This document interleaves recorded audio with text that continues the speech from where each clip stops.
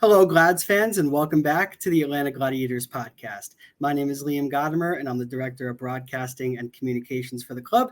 Today, on episode 56, I'm pleased to be joined by the newest addition to the Atlanta Gladiators coaching staff, none other than Matt Ginn. Matt, thank you for joining me. Welcome back to Atlanta. Yeah, thanks for having me on. My pleasure. Ginner, so let's start off with you being named the new assistant coach for the Gladiators on head coach Derek Nesbitt's coaching staff. So talk to me, how did that all come about for you? Well, actually last year, Nezzy kind of reached out and asked what my plans were. I was committed to Manchester, had another year on my deal. Loved it over there too. Our situation kind of changed there. My wife's expecting our first child in October. Wow. Kind of lines up with opening weekend, so we'll see what happens there. But she wanted to be a little closer at home, and she's been so supportive and everything over my coaching career and playing career and whatnot. So thought it was a good time to kind of move back to North America and try my luck at coaching over here. It was kind of a goal. So then kind of kept in touch with Nezzy and seemed like a great opportunity. I love my time in Atlanta when I was playing, and just looking forward to coming in and helping out, put a good team on the ice. That's amazing. Well, multiple reasons to celebrate, I suppose, come October 19th on opening night. Yeah, for sure. That's fantastic. So like you said, you aren't new to Atlanta. You played here for parts of 3 seasons. Take me through your first stint with the Glads. Yeah, so out of college, I actually played the rest of my senior year in Florida with the Everblades. And then that summer I signed with Providence, who at the time was Atlanta's affiliate. So I started up in Providence and then got sent down and spent most of the first season kind of in Atlanta, or at least flying back and forth. That was kind of the deal there. And then the next year I signed another deal with Providence, and same thing the year after. My third year obviously kind of got cut short. I think I played a month, had to have hip surgery there. And then after that I went overseas, but like kind of talked about, really enjoyed Atlanta, really liked the organization and the group of guys we had at the time. And I'm excited to get going here. Speaking of the group of guys that you had at the time, you were teammates for the first 2 seasons, at least, with both head coach Derek Nesbitt and current Gladiator forward Eric Neely. Talk to me about the camaraderie that you were able to create with those guys during your first 2 years with Atlanta.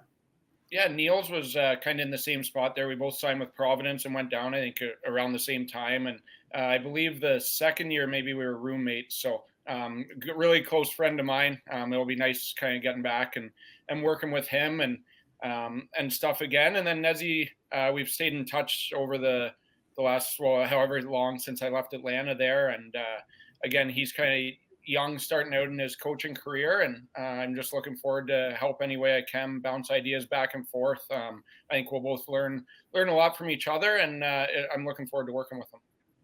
And following the 2017-18 season, you head overseas to Manchester to join the Storm. What was the allure for you heading over there for the first time? I think just because the year before I didn't play much, so it was kind of not tough to get a job, but like a good opportunity. I talked with Finner there, Ryan Finnerty, who was the coach GM at the time. Really interested, went over there and loved it. We really loved our time over there. Had a great relationship with Finner, and I was able to kind of play every night, and which was good to see. My hip held up for that year anyways. That was kind of how the move came about. Finner and Ginner, what a connection, huh? Yeah, exactly. I love that. Well, it's clear that you were absolutely beloved in Manchester. Of course, when we went out with the news that you're joining the Gladiators coaching staff, the outpour of support from Storm fans was absolutely immense. My question for you is, how were you able to become instantly integrated with the community there? It seems like. Yeah, I mean, the fans over there are great, really passionate. I think as a whole, ice hockey's growing over there, popularity. I know us personally in Manchester last year set like the attendance record for Manchester, and really across the league it grew, which is great to see. I think the league as a whole is really improving as well. I think the first couple of years I was over there, it maybe didn't get the recognition it deserved, but now you're starting to see some high-end talent make their way over there, and not just at the end of their career, when they're young too. So that's great to see. But personally over there, I think that's part of the job too as a player and coach. You want to want to meet and greet the fans and make them feel a part of the team, because they are so important. And that was a big thing over there. Obviously, same as Manchester, same as Atlanta. There's a lot of kind of team events and fan events, and that's great too. A great way to kind of let them meet you as a person as well as a player or a coach. So didn't take those lightly. Enjoy that. And again, I was over for, I guess, 5 years maybe. The COVID year throws me off. So yeah, both as a player and coach, just being really honest, going to work, and they respect that, the hardworking teams and staff, and that was kind of something I pride myself on. And I know our fan base is really excited to be connected with you once again, and we're going to have many of those team events where you'll be able to catch up with the fans and vice versa as well. So you took the words right out of my mouth. You touched on the shortened COVID-19 season in 2019-2020. That was a great year for you. You had a .921 save percentage. Take me through that year. Of course, it had to be a little complex with everything going on. Yeah, it was. So there were kind of rumblings, I guess, maybe the month leading up to when the season got canceled. You try and just kind of play through it. You never know what's going to happen. The situation for us, we were in kind of right in the playoff mix there. I think we were in 7th at the time. So kind of right in a dogfight to get in. And then all of a sudden it just ends. You're kind of flying home. I think North America shut down maybe even a little before the UK did. So was just kind of sitting over there, I guess, enjoying the last week or so of freedom, and then flew home, and like everybody just kind of wait around. It was definitely a trying year for everybody. I know I was kind of lucky with my health and my family's health and all that first and foremost, but yeah, and then that was kind of the end of that year. And in the EIHL, they suspend the entirety of the 2020-2021 season. And in doing my research for the podcast, Ginn, I found it very interesting that you went back to your former junior club with the Lindsay Muskies and then become an assistant over there.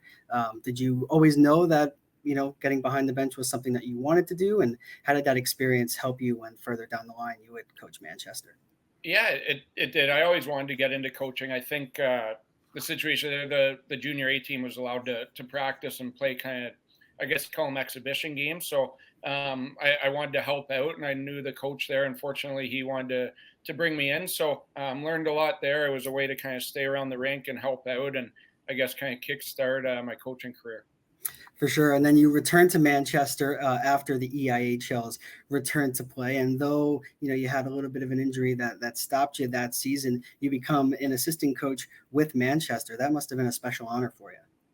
Yeah, it was. I mean, it was kind of the same hip that was acting up again. So we tried the cortisone shot, the treatment, all that kind of stuff. And then it just got to a point where the doctor or surgeon said I couldn't really play anymore. So you kind of sit and mope for, I don't know, a couple of days. And then Finner kind of reached out and asked if I wanted to help him behind the bench, which obviously I was thrilled to do. It was a great opportunity, learned a lot from him. Guy who's been around playing, coaching as a GM. And then fortunately for me, he wanted to kind of take a step back from the coaching role and just take up kind of the GM owner. So I got hired as a head coach and kind of went from there. Let's talk about the 2022-23 season for you, where, of course, like you mentioned, Ginn, your hard work gets rewarded once again with the Storm bringing you in as the head bench boss. You saw your team have an 8-point increase from where they were in 21-22, the previous season. How were you able to implement different strategy or perhaps a different mentality to get your group to get as better as they did? Yeah, I mean, it wasn't just me. Like I said, Finner was still heavily involved, and I bounced some ideas off him. He helped me out even when I didn't ask sometimes. But no, we had a great relationship there. And I think the big thing for us in Manchester was we weren't able to just kind of throw money at players like some of the top teams there, or the bigger budget teams, sorry. So we had to do a lot of research recruitment-wise of just bringing in, sounds cliche, but good people first and foremost that bought into what we're doing and accept the situation. And we had success doing that. Obviously had an increase there, kind of pushed Sheffield in the playoffs, and over there it's kind of a goofy two game aggregate, kind of a soccer format there. So we ended up tying the first leg, and then I think they beat us by a couple goals in the second leg, and that was the end of the year. But took big strides there. I think personally as a coach learned a lot. It's tough to just kind of get thrown into the deep end, and you kind of learn on the way. But had a great assistant coach there too, Mike Morin, helped me out a lot. And I think big thing for me as a coach is it wasn't a dictatorship by any means. I was kind of another cliche here, the open door policy, but that communication with the players, the staff, the ownership is so important that everybody's on the same page, and we were able to kind of build from that. What different, I guess, strategies or what could you help head coach Derek Nesbitt with? Of course, being a few years removed from your first season as a full-time head coach to Nezzy, who's entering year 2. Yeah, I think just a little bit of that experience. Like everybody, you see the game a little bit differently. When I played, obviously I was a goalie, and you have a great kind of view of the game, probably the best on the ice. So just kind of help out every way I can. I think the plan is to kind of take the defense and kind of run with that and help out with special teams and all that kind of stuff. But Nezzy and I talk a ton of times during the day already, so we're always kind of bouncing ideas off each other. And I think for the most part, our kind of principles line up, and that's important, I think, for the working relationship. Again, we know each other, so we're comfortable disagreeing and giving our ideas and stuff, and having that open communication. So again, I'm just happy to help out any way I can, and hopefully improve on last season. And to wrap up your time in the EIHL this past season, you win the EIHL Coach of the Year. Your team improves another 13 points from where they were in 2022-23. Is it the same things that you were talking about, or was there something different about this past season where you were able to see significant growth? Yeah, no, it was a lot of the same kind of principles. Again, brought in a great group of guys. It was probably the closest dressing room I've been a part of or seen. The guys all got along, but not only just that, like played for each other.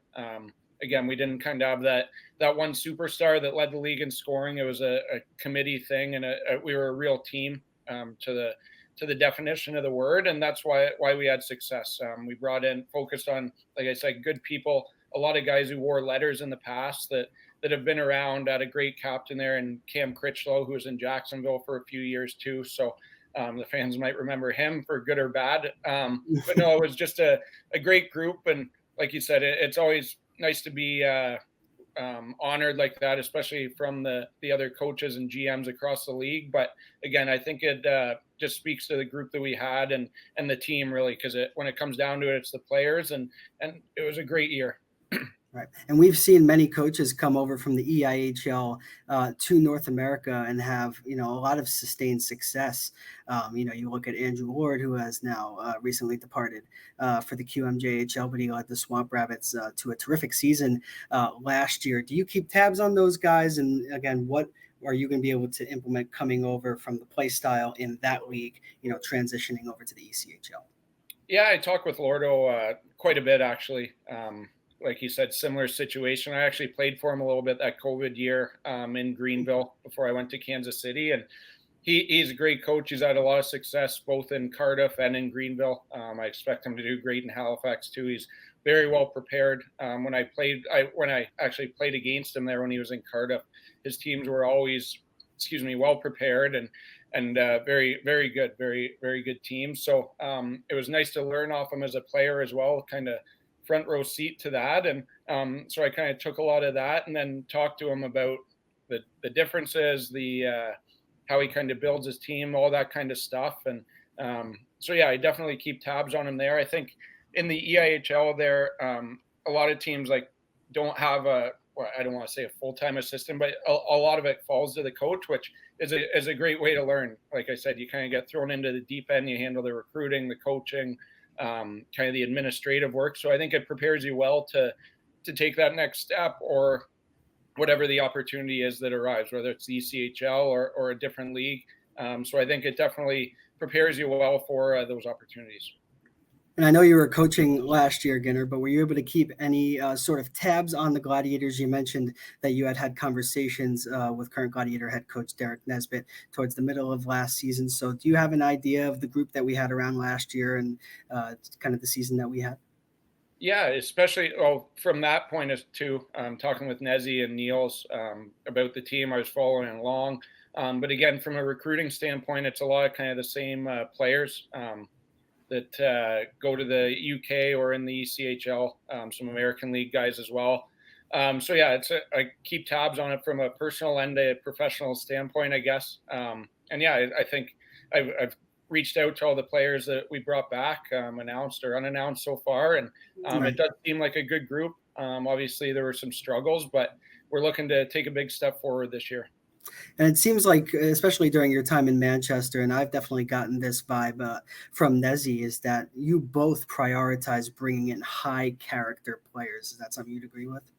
Yeah, absolutely. Like I said, in Manchester, we weren't able to just kind of throw money at players, so I had to do a little bit more research and try and find not some hidden gems, but guys that were able to thrive in the situation. So that doesn't change in Atlanta either. Talking to players, potential players. Again, I think that's really important. The year can be a grind, so you need a group that plays for each other. Again, not everybody has to be best friends away from the rink, but when it gets to the rink here, everybody's got to play for each other, really promote, I guess, that team first aspect and mentality. And those are the teams that are able to kind of have that continued success. A little bit of a fun one for you, Ginner. You and Nezzy, I'm sure when we get out onto the ice for our first practice, if conversations must come up about, back in your playing days, if you guys have ever faced each other in a little bit of a practice breakaway. I'm wondering if that ever happened back when you were playing with the Glads, and what kind of move do you think he'd pull on you if he did that now? Yeah, he might have scored the first time and then never again. He just comes in, he calls it the men's league slider. Just comes in, shoots it around on the ice, just around the stick. So after the first time, I just cheated that move. That's got to be a frustrating one to give up as a goalie. Oh yeah, big time. You look bad if you're the goalie and let it in, and you look bad if you're the player and miss. He's done that to a lot of goalies throughout his career, for sure. Before we wrap up, Ginner, I just want to get into some fan questions asked on both Instagram and X. And let's start off on Instagram. We have Connor asking, what are you looking forward to most this season coming back with the Gladiators behind the bench? I think first off, it's a great spot to live. I'm looking forward to getting down there. My wife's actually never been to Atlanta, so I've kind of explained that part of it to her. But we're looking forward to getting down there, kind of see some old familiar faces. And from a hockey standpoint, obviously we're in kind of the toughest division in the ECHL, the South. That's kind of where everybody wants to be, and so it's going to be tough. And I'm just excited for competing in that level, in that division. Obviously, we want to take big strides and compete, make the playoffs, and just kind of the day-to-day grind, getting better as a team, most importantly, and then individually learning, becoming a better coach. I think it's a job where I know it's only my, I guess, third and a half year coaching. So there's always things to learn on the job. I don't think it matters whether it's your 10th year or your third year. You're always kind of learning, and I enjoy that part of it too.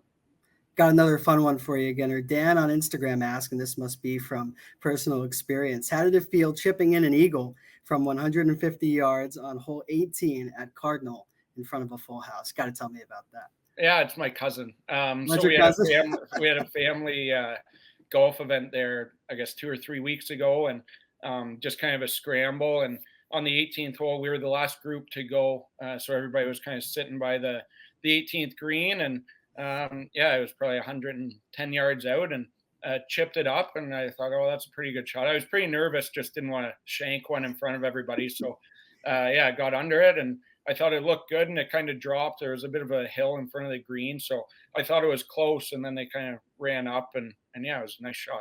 Got to get you back on the course when you get here to Atlanta, see if you can recreate that. Well, I mean, that's a little bit of an outlier, but it definitely made me want to go play again.